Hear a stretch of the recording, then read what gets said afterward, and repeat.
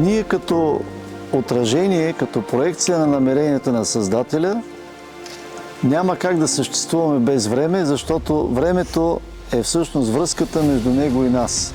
Какво представлява алхимията на живота? Прерастването на страховете ни в надежди.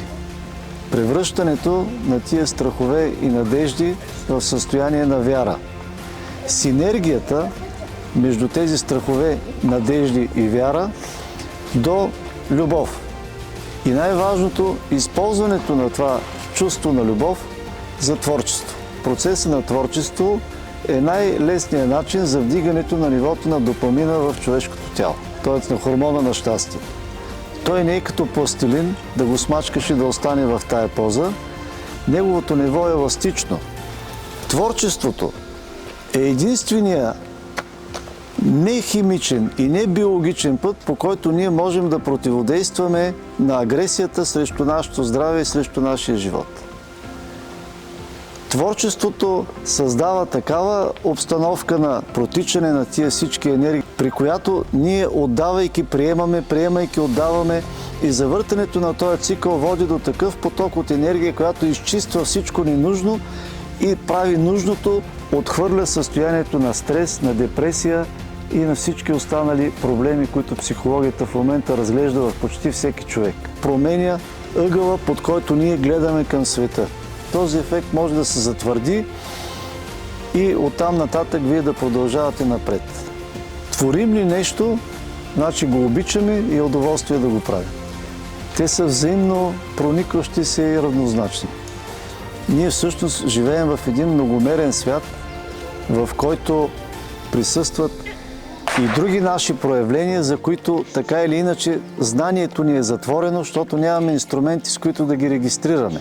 Това са останалите нива на многомерното пространство и ние по някакъв начин така сме обърнали огледалото на нашето измерение, че то е съвпаднало с образа на огледалото от по-висшето измерение и сме станали едно. Кант е последния богомил на Западна Европа.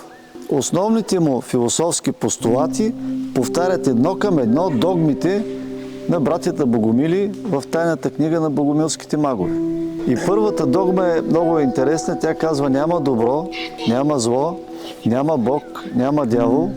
Има сила на сътворението и сила на разрушението, между които стои мъртвата точка, т.е. равновесната точка. Ние не можем да видим Твореца, но можем да видим най-близкото негово огледало до нас и оглеждайки се в него да анализираме представите си за това, което виждаме. Има един бум в Европа и най-вече в британските колонии, но и в самата Великобритания, включително и в Съединените щати, който достига своя пик малко преди Първата световна война. И това е бума на пиенето на чай. Част от растенията, които са присъствали в субстанцията на този чай, са си били листа от кока. Казано по друг начин, малко преди Първата световна война спират доставките на този чай. Това повишава състоянието на нервност, на тревожност и на агресия в населението, тъй като на практика от едно умишлено наркотизирано общество е отнет основният източник на допамин – коката. И това е направено именно за да може състоянието на агресия да достигне до ниво, в което хората наистина са склонни да унищожат сами себе си и да тръгнат да се стрелят.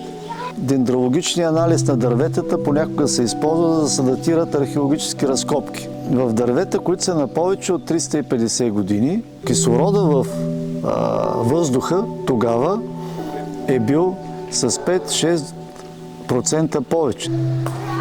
Знаете много добре колко е важен кислорода за менталните процеси. Част от земната атмосфера е изгоряла. Човечеството е било поставено в състояние на кислороден глад. Голяма част от възрастното активно население също е унищожено. Остават на практика младото поколение, което е най-адаптивно и върху тая ненаписана страница някой започва да пише въобразени спомени и внушено съзнание.